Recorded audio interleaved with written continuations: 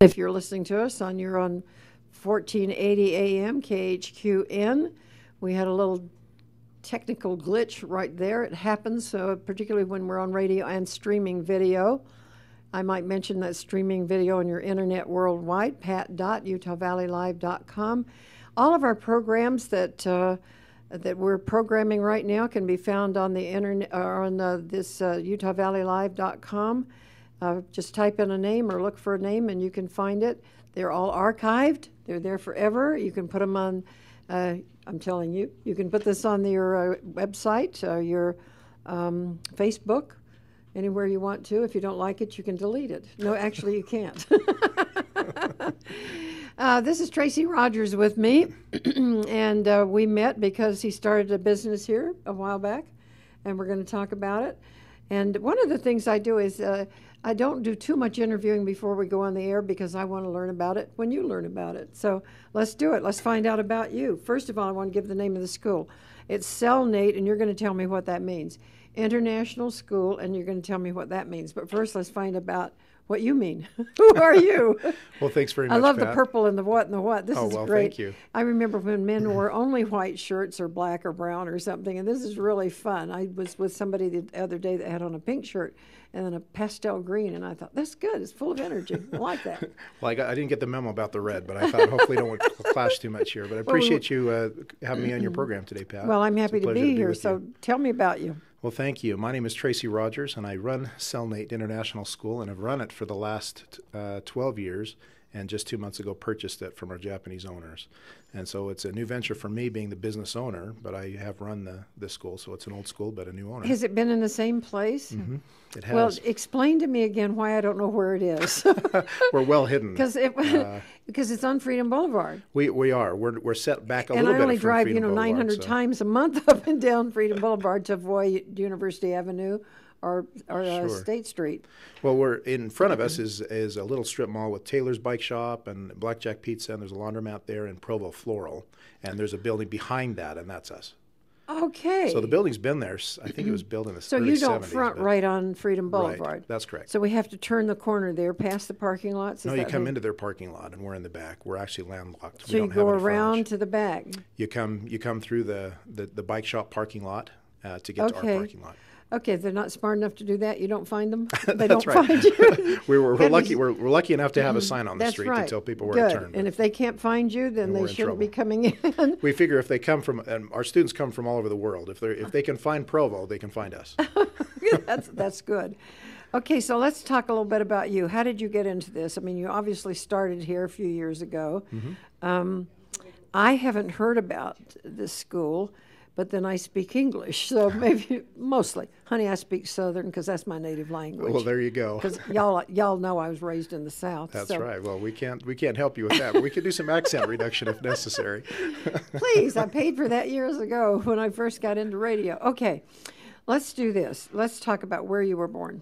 Thank you. I was actually born in Utah. I was born in Salt Lake City and raised in American Fork. Really? Mm-hmm.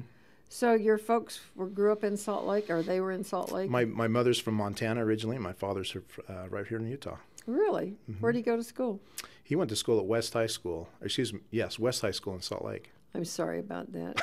I graduated from East. Oh, you went to the other school, the Yes. more popular one, the more commonly known one these days. Well, I couldn't go to West, and the listeners have heard this because being from South Carolina, you don't go on the wrong side of the tracks. And when Mother found that the West High was on the other side of the railroad tracks, I couldn't go to the games. But she also forbid me to go to Park City, and I didn't know why until after I'd been up there, and I still didn't understand it. Okay, it was an old mining town at the time. All right, so you went through school. Mm-hmm. Did you get to university, or you started out entrepreneuring right out of the box? No, I went to was actually sitting in a BYU class. I was studying Japanese classes at the time and had a Japanese company came to my classroom. It was recruiting people to go to Los Angeles, interns, and be tour guides. And so I was a tour guide in L.A. Did you already speak Japanese? Did you go on a mission, an LDS mission? Mm-hmm. Okay, we can do that on this station. Can we do that? We can do that. Okay. We talk about the church. We talk about whatever moves us. If the Spirit moves us, we talk about it. And so you went to Japan. Where'd you go? I went to Sendai, the area that was hit with the tsunami and the earthquake. Yeah. So that was horrible. That was. I was lucky You're or young fortunate. enough. You I've haven't had, been home too long. Well, it's been about 20 years. Has it really? Yep. But I still have contact with many friends with people, and yeah. over there, and luckily my immediate contacts, my friends were okay. It took a while to get some word out, I but guess. they're doing okay. They're still we're a little bit worried about the radiation fallout and what I'm that sure. means on their food supply. We are too. Yes, we Yeah, are. air moves. That's right. So yeah, there's big concern there, and that's a topic for another day. We might have you back to do that. We're putting together some groups that are going to be very opinionated about everything. I'll bet. And yeah, we're putting some. We'll call you if you have an opinion. Okay. I'm sure you do. Okay, so you spoke Japanese. Somebody comes in the class who's recruiting for people that speak Japanese to go down to Los Angeles to be tour guides for what? We just incoming Japanese people. Take them around Beverly Hills. I heard you Yeah, speak I did. about Lived living in Beverly Hills for a while. Hollywood, Disneyland, the things that Japanese tourists like to do. So I worked my way through school doing that. Where did you meet them? The airport? Actually pick them up at the airport? It was an agency that would pick up. We had anywhere from 400 to 600 people a day that would come in. And so we'd pick them up and put them on buses and take them on a city tour. And that was primarily what I would do, was do these 5-hour city tours and speaking Japanese. But you hadn't been to L.A., so they were telling you had a bus driver that knew where you were going. No, I had to learn about L.A. You did? Had to learn about it. It was a steep learning curve. It was a very different world than Utah. Even when you live there, it's a steep learning curve, yeah. But we learned it, had to learn new vocabulary that they didn't teach you on your mission. I'm sure. And it was very enjoyable. And so did that, and learned about the travel industry. We learned about what the Japanese enjoy, what they require. Well, you could high level of converse with service. them, right? You were able to converse? Yep. Okay, so that was fun for how many years? So I did that through, worked my way through school that way. And then when I graduated, worked there as a manager and helped package tours, custom built programs. So were you here at for 2 BYU years. or in LA? That was in LA. Where'd So you I did go? that for 2 years. Did you go to UCLA? No, that was after I graduated from BYU. Then I was then you went full-time down there. Okay, as, then full time. Sure. So you started out speaking with people with another language. So segue me that into the school. So then I met my wife in Southern California. She's a girl from Arcadia. Oh, if you know good. where that's at. Right where it is, sure. Right there. We just were reminiscing the other day about the Rose Parade, and it was fun. We went to that together as we were engaged. So it's a very fun. Do you happen to know? And where was she in 1980? She was in Arcadia going to school. Well, she might have been in a dance festival in the Rose Bowl. She was. In 1980, and I was production chair with 10,000 kids. She After tells you me work about with doing 10,000 that. teenagers, Oh, my you think you can heavens. do anything in the world. Yeah, it was really you fun. Can. Yeah. Amazing. Well, good for We you. started out, with learning how to do contracts and negotiating fabric from all over the world and sequins and all this. Takes 2 years to put a 2-hour program together. Is that right? Yeah, Wow. Well, really. she still talks about that. So Yeah, her I want to participation- meet her. I I'll want have to bring meet her her, over. and we'll Yeah. reminisce. That'll be That fun. you will. Okay, so you got married. Got married, and then realized that I couldn't support a family in California on the salary that I had, and so I just sent out inquiries, and my former mission president signed me up. He said, "I've got a job for you. Why don't you come to Utah?" Well, he gave me a choice. He said, "You can go to Utah or Houston or Washington, D.C." Well, I had a mission in Washington, D.C., You public did? affairs mission in Washington, for you. D.C. South. I loved Washington area. I lived in Virginia, but because of my kind of mission, I could travel pretty much all over, and went out to the temple and all around Washington. We'd go do all the monuments on our free day, and yeah, I love it. So, but why Provo? Provo, because the owner owned a pretty big educational consulting firm in Japan, and recognized the strong educational resource that is BYU. The professors and the teaching and the research that is done there. There's a significant wealth of knowledge and experience that's there, and he wanted to be able to tie into that and to be able to pull Good plan, yeah. professors over to Japan, and anyway kind of help work and help each other as Japan tried to do some things in So you with did their, some exchange their stuff. education. So Yeah. that was the idea.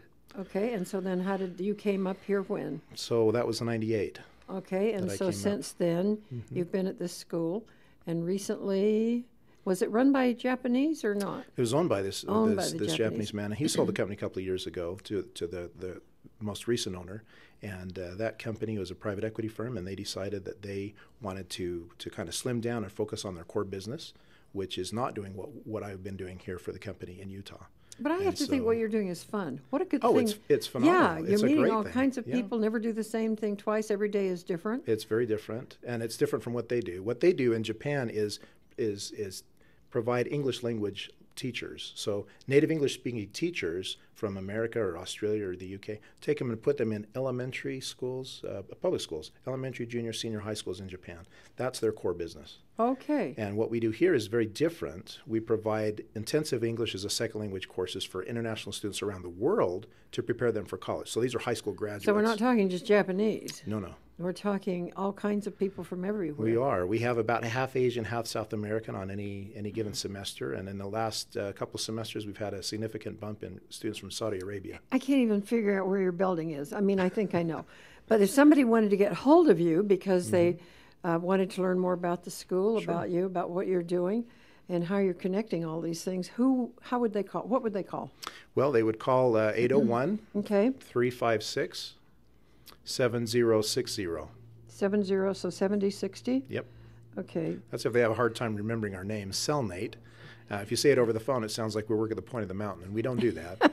It's SELN like Nancy, ATE. Selnate. And what does that name mean, or where did it come from? I kept the name when I bought the business just because we've established ourselves and have a reputation now. But originally, it was the Japanese love to take two words and smash them together, come up with a new one. I think this originally came from self-generate somehow. Self-generate. Okay, because we're in education, try to help people to be able to learn and be able to produce more than they would. So we'll make a familiar word out of it. Selnate. There you go. We're trying to.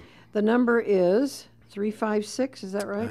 356 7060. That's right. 356 7060. All right. Now, I'm speaking with Tracy Rogers, who now owns this school, and I want to hear everything about the school. So let's talk about the school, the business part, the English part. Tell me what you do. If I'm a student and I'm from South America, what would I do? I would come to you and say what? My question. How would I know you? Well, my question would be, what are your goals for the future? What are you trying to learn English for? Are you trying to prepare for college? Are you trying to prepare or trying to get a better job here in the States, in your country? What are you trying to do? Then we are a certified school with immigration to help students obtain student visas to come in and study. Now that's good. It's required if you're going to do our. But it's not easy to do that. I mean, that you've got that running for you is good. Yeah, and there's a few schools here in Utah that can do that, and so but we're one of them, and we're right here in Provo, and it's exciting for us because we have such wonderful people here that can operate such as host families and do that kind of thing for us. Yeah. But if coming from South America, we might ask you those questions, and if you're trying to get into college, you need to provide transcripts and so forth, of course, with your application documents to BYU or UVU or wherever else you're trying to go. But you also have to pass some kind of an English proficiency test. And there's a standardized one in here in America called the TOEFL. It's an acronym, TOEFL. It stands for Test of English as a Foreign Language.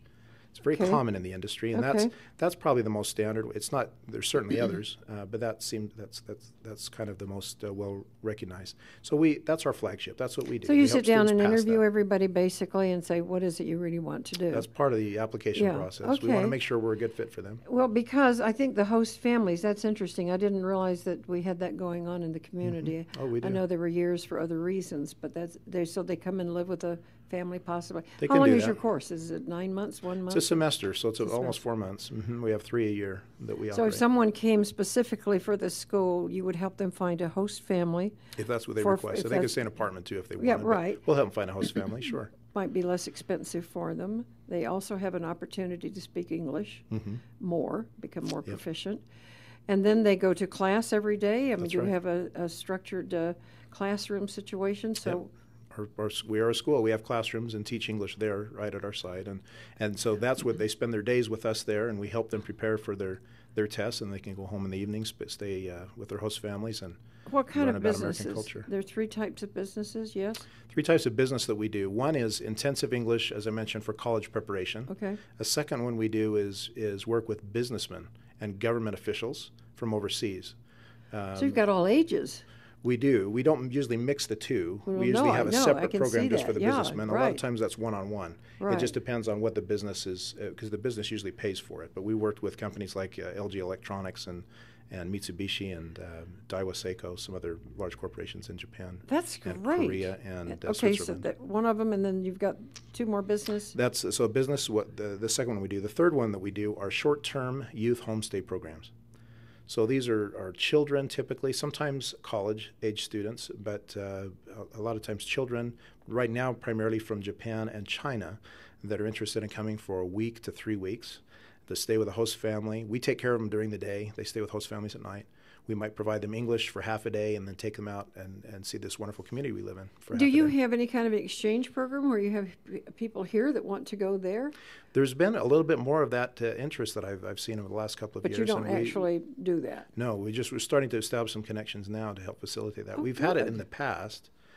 So probably if 15 somebody's years ago, interested in knowing more about it, again, yep, contact us. we want to call Tracy at 356-7060, 801? Yes. 801-356-7060.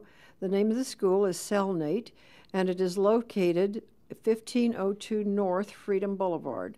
It's around kind of behind the bike shop there. That's right. Okay. Mm-hmm. And they can find you, and this again is Tracy Rogers, the owner and director. The students, are they mostly preparing to go to college that you have? I mean, I understand the business professionals because they're going to use this, the English or their expertise through business, through your school, but college kids. Most of our students do go on to college, and they. Do you help them get into college? Or? That's with the English proficiency. You bet. That's what Right. we do, and we also we're privileged. We have agreements with two of our universities here in Utah, with Dixie State and Southern Utah, that they've seen the strength of our program, and they have agreed to accept our students as English proficient if we certify them. So they don't have to take these tests, which can sometimes be very stressful and very expensive. Is your school expensive? I was going to ask that. You know what? We're actually very economical. We compared with other, particularly state programs around the state. I would have to believe that. I mean, my thought would be that it's kind of tailor-made because they're all coming here at different time frames and for different reasons, and so there has to be kind of a personal program, a specific program for almost each individual. Well, there is. We have a number of different programs that we run. It depends on when a student starts. Most of our students will come in at the beginning of a semester and stay with us for a full semester at a time and have a couple. So the next semester would be. We actually just start this next Tuesday for Oh, our so winter this is good semester. timing. Yep. Okay. There you All right. So give me a profile of the kind of student that would be looking for you. Would be somebody probably with your viewership, maybe somebody that's already here, maybe they're studying another school, maybe they don't feel like if they feel like they need more personalized attention than maybe other universities or other programs that they might be at now to help with their English. Our classes are small. We've only got a few students here, 40 or 50 at a time each semester. The classes have maybe 10, 12 students in them. That's great. A lot of individualized attention. All the teachers they're phenomenal. They have master's degrees in teaching English as a second language. So are they primarily there to learn English? Yes. Okay. Mm-hmm. So kids locally who speak English would not be interested, but No. kids that are coming in from outside of our country That's right. would be far more interested in this. Mm-hmm. And so now, let's say that you want to bring more students in. Who are you connected with to find those students? We work through a number of internet partners. We work with agents that are here locally as well as in country to help us find How do students. you find the host families? We primarily word of mouth. So if we have somebody in the community that's a host family, and we're always looking for new host families, we handle about 400 to 600 youth per year on these types of programs. How many? And 400 to 600. Really? Mm-hmm. So our largest group that we've ever done is 265, and then we did that 3 years ago for a Japanese group, and they required single placement. So we had 265 families out there. In this community? Yes. All right, so they don't drive a car. So how? Well, the students don't, so the host families need to take them. The host family brings them to you. Yep. They could be in anywhere in Utah County. Pretty much anywhere. We've got about 800 host families in our database now, from from Saratoga Springs to Springville. Payson, actually. I think we've got a couple. Wonderful. So it's a wonderful. This community is amazing. Well, it is. I'm thinking of something I was connected to in Los Angeles. And good luck, trying to find somebody to put up somebody they've never met and haven't met the family, and the trust factor is not there. But it seems that you guys have worked that out. So Well, I think it's the environment that we're in here in Utah County that people understand the need for international exposure. They want to have their kids be able to understand that there's a bigger world out there than we have just here in Utah. Well, in the plus side of that is their family or their kids are dealing with some people that are coming in from another country, speaking another language. That's right. And there could be some exchange. I can see that would be very beneficial. I'm assuming, since we have 92% LDS families in the valley, that these kids come in and they sit in on the family home evening and go to church on Sunday and the whole stuff. The whole 9 yards. They do. The children that come in, the minors, if they're younger than 18, they're not to be left alone in the home. And so we encourage them to go to church with the family. If the family goes to church, if they're at home and invited to participate and they don't want to, that's fine. But we can't not to be left alone. So we encourage them to take a pen and paper and try to learn some vocabulary. That's great. I love this. Well, at church, we don't know what they're going to be learning or if they'll really understand it, but it's great. It's all part of the culture. I love what you're doing. Aren't you just excited about this? This is a really I wouldn't have bought the business if it hadn't been. Well, yeah, fun for me. but it's exciting. I mean, people are out of work and they don't have business, and here you're buying one, and this has a world reach. I think so. I think there's connections that we've been made here with our host families and the people that have come in. For so many years, there's thousands of children abroad that have been touched that never think the same about America based on their experiences here. This is a safe community. We know all the benefits of coming internationally. They take it back. They take part of the culture back with them, don't they? They take it back. They feel warmth. They feel love, and it will make an impact on them throughout the rest of their lives. I believe we're building international bridges. That's what I believe my job is. That is a good mission to have, though. It's got to feel good. And you were sent to the right place on your mission to make all this happen in Japan. I was. I studied Spanish and French in high school, so naturally I went to Japan. Of course. Sometimes it works that way. I know how that works out. Yeah. We're going to take just a quick commercial break, and we'll be right back.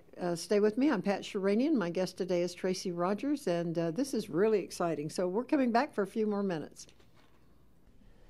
You've heard ads to send your old jewelry off to a refiner. Stop! Here's a better idea. Take your old jewelry and diamonds to the Jeweler's Bench. We are conveniently located in downtown Provo at 275 North University Avenue. I'm Daniel Broadbent, owner of the Jeweler's Bench. We are experienced in selling and buying fine jewelry. We give you an honest evaluation of what your pieces are worth, then give you several options. The Jeweler's Okay. Bench can buy your jewelry for cash now, or sell it for you on consignment, or even repair it or make it into something new. We buy antique jewelry, broken, worn-out jewelry, new jewelry, coins, or any other kind of precious metal. We will evaluate and give you the best value for your diamonds. Gold is high. Now is the time to sell. You need to convert that valuable stuff that you are not using into something that you can use right now. Come to the Jeweler's Bench for an immediate free evaluation. We are open Monday through Friday, 10 a.m. to 6 p.m. at 275 North University Avenue, downtown Provo. We'd love to help you soon. What I'd really like to have. Okay, we're back. This is Pat Sheranian. My guest today is Tracy Rogers. He owns the international school, Selnate, Selnate. He's working with students who come here to learn English, and he's got quite an organization going on. There, of course, they have host families. If you would like to be a host family, please call 801-356-7060, 356-7060, and speak to Tracy about the possibility of doing that. You have 800 families throughout the Utah County area, but as your school grows, you're going to need more as they come in. And host family situations change. Maybe they can host this year, but next year maybe the kids have grown and gone, or maybe they're not available. Or they go on a mission, or whatever it is. Things happen, so we're always in need of additional families. Well, I'm going to ask about our local businesses because I'm downtown, which I love being downtown in any downtown, but I like being where we are in Provo. And we have local businesses. Are they looking to hire people, or could that be possibility? Some of these kids that go through, they learn English, they go through the business courses. You also have men that come in and women that go through the business course. Can they be hired and stay? Will their visa allow them to stay? That's a great question. The rules in the United States are pretty strict with that. I mean, it's very difficult to be able to hire somebody, a student that might have come through. So primarily our students go on to college. After they finish college, they do have an opportunity to work and stay in the United States for up to 18 months while they look for work. And it is possible that they could find help. I think one of the things that our local businesses might be more interested in is how we've helped businesses in the past, and this is something that we can provide if a local business has non-native English speaking employees that they want to train and have them speak English better. Oh, that would be great. We've worked with, in the past, Lehigh Roller Mills, for example, some landscape company here, local. There's different businesses that have had employees that they've wanted to have them come, and you come and talk with us. Let us build a custom program for you. So if there's a specific industry terms or things specific tasks, speaking on the phone, speaking out to customers, and that type of thing. This is a great, excuse me, a great service that you're offering. So if you have people working for you, and they would need to learn better English, by all means, get hold of Tracy at 801-356-7060, 356-7060. He's located on Freedom Boulevard, just actually between University Parkway and Bulldog. 15 Bulldog. Actually, yeah. Bulldog. So it's it's a great location, great things happening there. Please get hold of him. Thanks for being with us today. If you're on KHQ End 1480 AM, or if you're on pat.utahvalleylive.com, we thank you and thank you. Thank you, This was Pat. really interesting. Thank you very much. Appreciate knowing about you and where you are. Thank you.